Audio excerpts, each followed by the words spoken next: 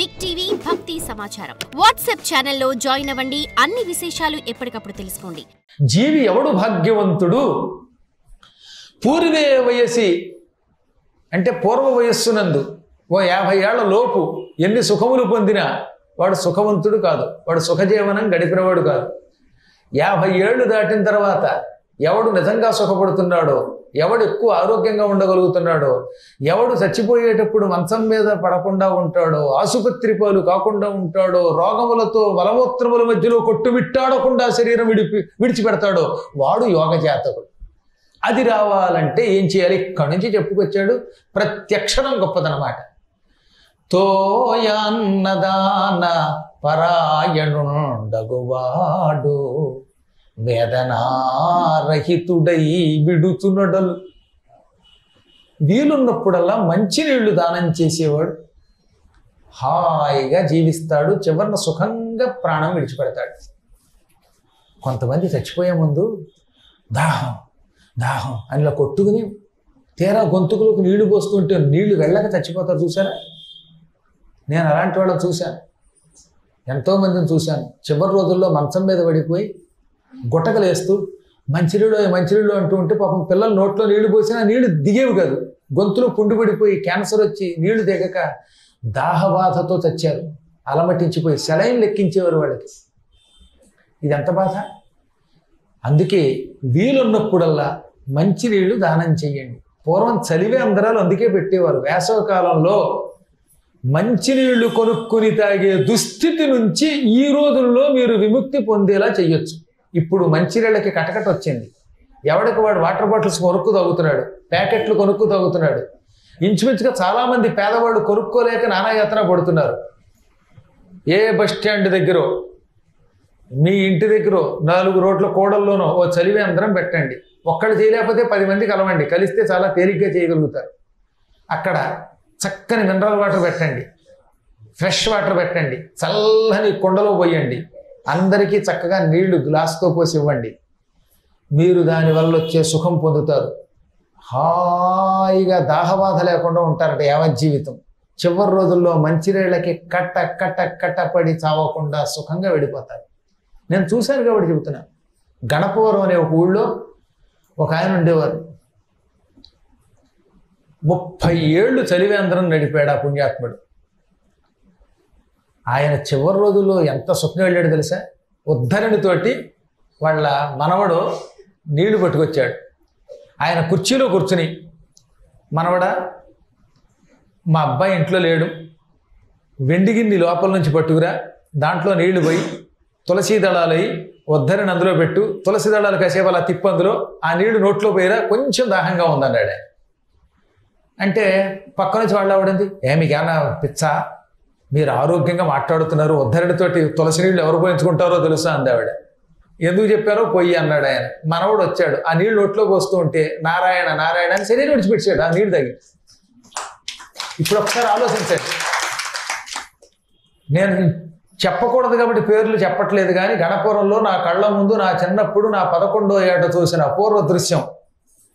కిరాణా కొట్టుల్లో ఆయన కొట్టేంత గొప్ప కొట్టు లేదని పేరు పొందిన ఒక పరమ వైశ్య శ్రేష్ఠుడు ఆయన, దాత. నాకు కూడా 8 ఏళ్ల వయసులో రూపాయి దానం చేశాడు ఆ రోజుల్లో. చిన్నపంతులు గారు వచ్చారు. ఆయన 30 ఏళ్ళు చలివేంద్రం పెట్టాడు. ఆ పుణ్యాత్ముడు చివరి రోజుల్లో ఆయనకి 82 ఏళ్ళు 83 ఏళ్ళు హాయిగా కుర్చీలో కూర్చున్నాడు టీవీగా. సూర్యుడు ఉదయిస్తూ ఉండగా మనవాడిని పిలిచి వెండి గిన్నెలో నీళ్లు పోయించుకుని మంచినీళ్ళు అందులో తులసి దళం వేయించుకుని ఆ ఉద్ధడితో తిప్పించుకుని నోట్లో పోయించుకుని వెళ్ళిపోయాడు ఆయన హాయి కూర్చుని. అసలు మతి లేదు, అది కూడా ఇంట్లోంచి బయటకు వచ్చి కూర్చుని. ఇప్పుడు చెప్పండి, ఇలా ఇదే మరణం అంటే? లేకపోతే మంచం మీద పడి చచ్చేదా మరణం అంటే? ఇది ఎందుకు చేశాడు? మా నాన్నగారికి ఆయన పరమ శిష్యుడు. నాన్నగారు ఏం చెబితే చేశాడు. నాన్నగారి కంటే కూడా ఆయన చాలా వయసులో పెద్దవాడైనా నాన్నగారి దగ్గర చాలామంది పెద్దవాళ్ళే శిష్యులు ఉండేవారు. నాకు లేరు, 70 ఏళ్ళ వాళ్ళు 80 ఏళ్ళ వాళ్ళు. అలాగే ఆయన నాన్నగారి దగ్గర నిత్యం కూర్చొని చదువుకునేవాడు పుణ్యాత్ముడు.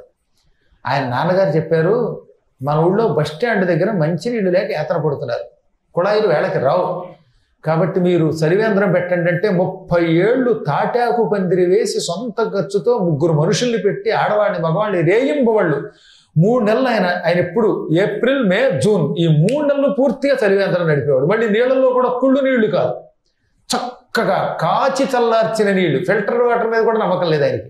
కాచి చల్లార్చి ఆ రోజుల్లో మీరు ఆలోచించండి, 1970-77 మధ్యలో ఈ వాటర్ బాటిల్స్ ఉన్నాయా? అసలు ఈ గొడవ ఉందా? కాచి చల్లార్చి కొండల్లో పోసి ఇసుకొండి కింద ఉండేది, గుడ్డ పెట్టేవారు, మంచి తోమినటువంటి డొక్కులతో నీళ్లు పోసేవారు. అలా 30 ఏళ్ళు సొంత డబ్బుతో నీళ్లు పోసిన పుణ్యాత్ముడు. అప్పుడు ఏమైంది? ఆ పుణ్యం వల్ల సుఖంగా వెళ్ళిపోయాడు. అందుకనే ఈ మారణ గారు పద్యంలో చెప్పాడు, ఈ అనువాదం చేస్తూ, తోయాన్నదాన పరాయణుండగువాడు వేదనారహితుడై విడుచునడలు. నిత్యం మంచినీళ్లు దానం చేసే పుణ్యాత్ముడు పరాయణుడు అంటున్నాడు ఇక్కడ. అన్నదానము లేక జలదానం అండల్లా, జలమును దానము చెయ్యాలనేటటువంటి పరాయణత్వంతో ఉండడం. పరాయణత్వం అంటే ఏంటనమాట?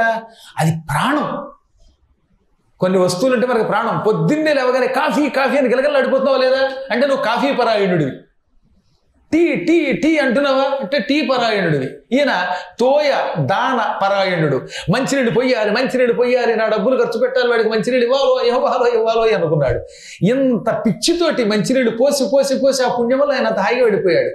అటువంటి వాడు వేదనారహితుడై విడుచునడలు.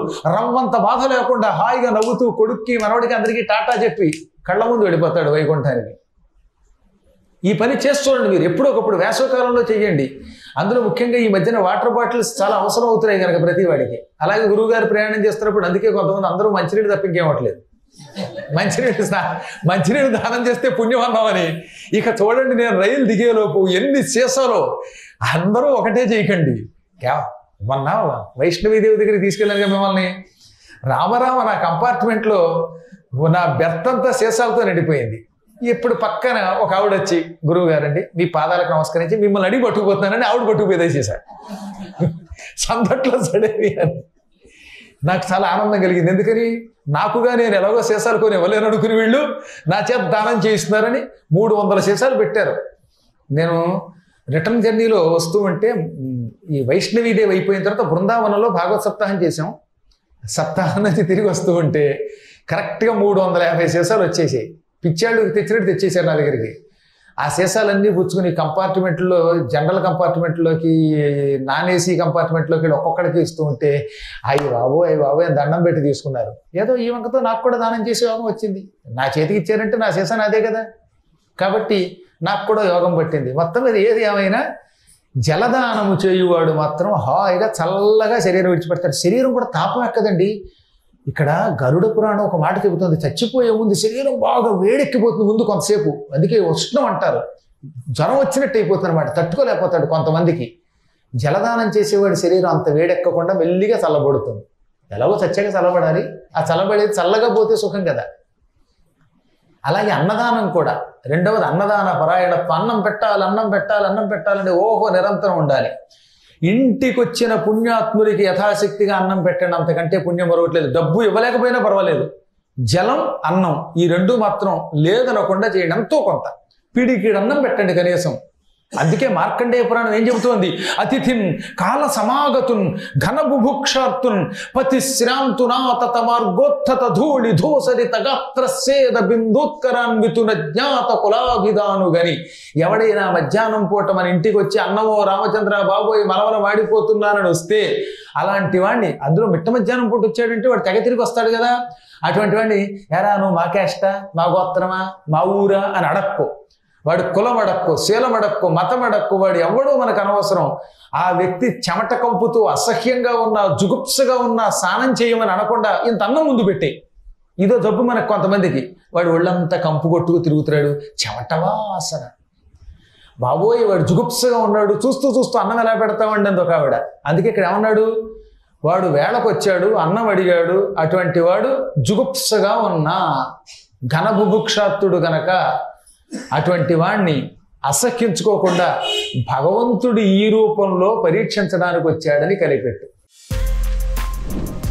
For more videos like this, subscribe Big TV channel.